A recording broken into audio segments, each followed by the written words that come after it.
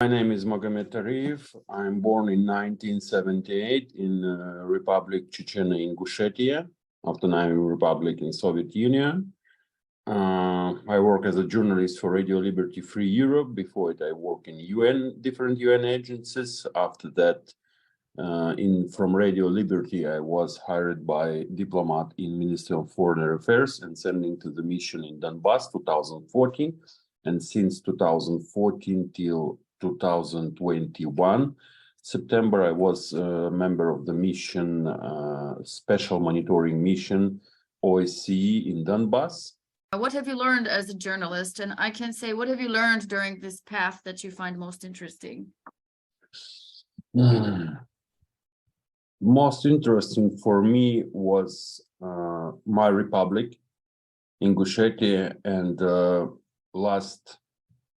since 2006 till 2014, I was a journalist. Some people call me like human rights defenders because most of my articles was about situation in Ingushetia, and Ingushetia going this, how they said, KTO, counter-terroristic operation, and they kidnapped people, they killed people, they did everything to, how to say right.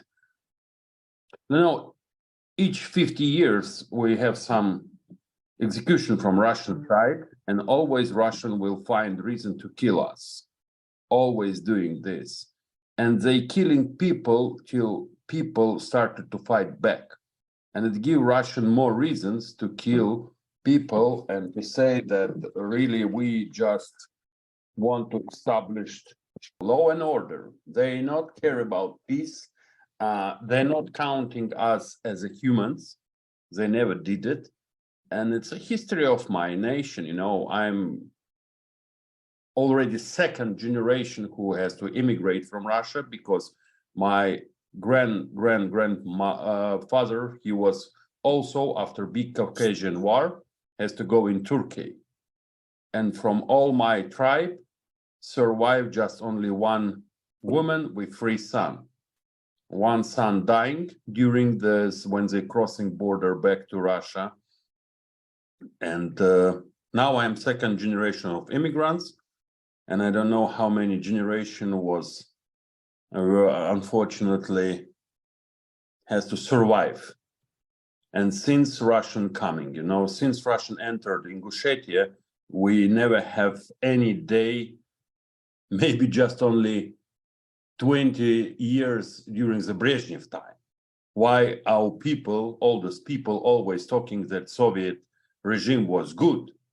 And when I asked him when it was good, they said, Stalin time, they said, no, in Brezhnev time. 30 years, they not killing us, 30 years we have chance to wake up, not because we heard shelling, only because we have to go to work, And people keep it as a gift, People counted Brezhnev time as the best time in our history. So I don't know if I misunderstood anything when I was creating the questions, but from what I could discover. No. Yeah, for example, I'm not head of committee of Ingush Independence. I'm not member of Ingush Independence committee. I'm authorized representative in Washington. Authorized representative. I was authorized representative in Washington, where I have to explain what we are doing, how we are doing. Of course, I support them. Of course, I completely agree what they're talking about. And if we, started to talk about this initiative, for me, it's one of the amazing things because it's first time in our history Ingushian declared independence, not republic, not discussion with Tsar, or not discussion with Reds, Bolsheviks, that they allowed us to live in our land with our rules and regulations. It was completely declaration about independence from Russia. And actually, when people ask me why you're doing this, I said, because we are tired. We're really tired from Russia. We don't want to live with them. Sorry, but we now, and all the world can see that it's now this nation became, it's, for us, it's it's a completely normal situation with Russia, with mental health of this nation. But now all the world can see that they became crazy as they sending our kids to die in Bakhmut, as they sending our brothers to die in somewhere close to Kherson.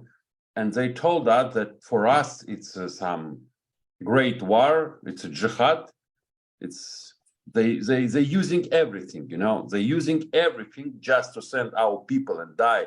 And when I saw some photos when young Ingushian guys, I can tell them boys because I'm 45 years old, and when I see 18, 19 or 20 years old guy without one leg, one hand, I'm thinking, for what? Yes. Tomorrow for him will be big shame, to explain where he lost his leg and or hand. And sorry, we tired from Russia. We cannot see any future together with them. We don't want to live together with Russian. I think it's so natural. It's so natural for our nation and for other nations. And unfortunately, today, I think if we will fighting for some minorities' right in Ingushetia, we will have more support than we fighting to survive, from Russia. This is sometimes kill me because we can hurt in UN Security Council or UN Assembly that, some minorities, I don't know what minorities, maybe LGBT or maybe other minorities, they under pressure of government, we have to save them. I remember when Kadyrov day by day kidnapping people, killing people in Chechnya, but Canada and other countries, they say, okay, we will support some other traditional, I don't know, or untraditional groups from Chechnya. Okay, you cannot survive if you're heterosexual. You, of course, have to change your orientation, to be safe. In this case, a lot of people are ready to help you. In this case, some governments ready to help you. But Kadyrov killing all people All without the people. Yeah. And when somebody selecting some groups, you can survive, other cannot. You cannot come in Canada and say, for example, I am heterosexual, but I have a business, and Kadyrov daughter want to take my business, and I say, okay, you can take it, but can you pay me at least something? And they laughing. We pay you your life. You will keep your life. What you need more?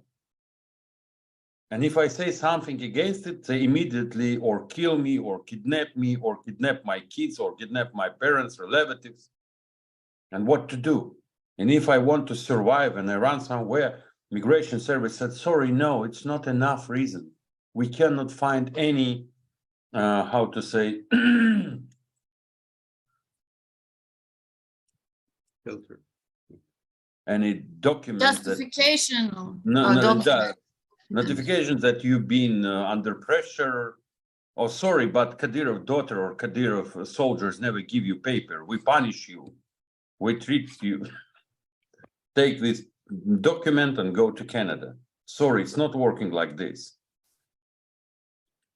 And in Ingushetia, Russian did everything with us what they can do against us. They tried to create a lot of groups in Ingushetia. They support some groups and they pushing on other groups. They discriminated some groups. First, it was who is support communists, who is not support communists. Now they're using traditional, untraditional Islam. They called us Wahhabis. They called us as they want. No, but for them, it's like in Ukraine, I saw movies, Chronic, from 1919s on Bolsheviks. Armored vehicle was writing death Mazepins. They called them Mazepin. In was time not existing Bandera was using Mazepa. It's one of Ukrainian leader who fighting against Russia. And now they're doing the same. They're always changing name. They called you. It's like in Chechnya, in Ingushetia, existing some proverb. When bear want to eating his child, he just put them in the mud to say, no, it's not my child. Mhm. And they just renamed us and nothing else. Okay. Unlike Chechnya, the Republic of Ingushetia voluntarily joined the Russian Federation after the disintegration of the USSR. It not was true because when Chechnya separate, Ingushetia want to separate also. But more than 30% of Ingushetian territory was taken by Stalin and given to Ossetia. And capital of Ingushetia, Vladikavkaz, we call them Buru. And actually place why they calling us Ingushian, because this village Ingush now is in Ossetia, and this is hill Bartabos, where was actually this fake that it was signed agreement between Russian and Ingushian. It's not any it's not in Ingushetia anymore. And for Ingushetian, it's very important. For Ingushian people, it's very important. And what did Russia? When Chechnya separate, they immediately started some established connection with so-called Ingushian authorities, but not was official authorities. It was just like some party, Nisho, they mock another, and they told them, if you are not going with Chechenians, we will give you back your lands. And Ingushetians said, okay, we agree, just give back our lands. But you mean those groups? Yeah, not all nations support this. All nations support that we will receive back our cemeteries, we will receive back our houses, because in this time, still alive people who born and built these houses in these villages, which was taken by Stalin and give it to Ossetian Bolsheviks. And Ingushian strong belief that Russian will keep war and we will receive back our lands and our capital. Of course, Ingushian was so naive. This is problem of my nation, that we are so naive. We trust them. We don't say them, okay, first give back land, after we will organize referendum. And after referendum, we can decide what we do. No, Russians said, first we need result. Of course, all Ingushetian 90% vote for to stay with Russia with hope that we will receive back our lands. And of course, Russia said no and started war with Chechnya. First, they started war in Ingushetia when they understand that according to law, Ingushetia is part of Russia. They confirm it. And in this moment, they started conflict in North Ossetia, started to ethnical cleaning all these 70 villages and city from Ingushian people. Only because you're Ingushian, you will be kicked out. Ingushian started to try to organize some defense, but some resistance, but it not was so successfully because we are not ready. And Russian want to achieve that the Chechenian, because we are actually one nation, as I think, because we're talking on one language, we have same traditional, and we're so close, we brothers, we sister, we have a lot of relatives on the both side, and they expect that Dudayev immediately will come to fight together with us against Russia. Dudayev was smart. He know why they did it, just provoke Chechnya and say, oh, you see, this Chechnya now try to attack Russia. We just have to protect our territories. And if you remember, first Yeltsin order not was like started war in Chechnya. First order was to send army in Ingushetia to protect Ingushetia from Chechnya, because they're expecting when Dudayev army crossed the border. It was fault. Dudayev say, no, we are not going anywhere, because actually Dudayev in this time not was ready for any type of war. This is true. It's just 2 years existing Chechenian independent republic. and Chechenian army all together, not more than 1,000 people, to attack Russia. It was suicide. I count Dudayev as a great leader of Chechnya and all Caucasus because he was super realistic. He very well know Russian. He tried to save some our famous people which were kidnapped and taken as hostages in North Ossetia, and he tried to help as he can, but unfortunately, in the same time, in Chechnya, Russian intelligence service invested huge money to create some resistance against Dudayev. And more than 3 or 5 regions in Chechnya was against Dudayev, and Russian well paid for leader of these regions. They called them Chechenian opposition. And later, 1 year later, when they cannot do this through Ingushetia, they tried to attack Chechnya inside of Chechnya when they sending Tamanskaya tank division and Kantemirovskaya tank division officers with tanks and put on the tank Chechenian opposition and tried to take under control Grozny. And both these wave was completely destroyed. And after that, all world can see Russian officers.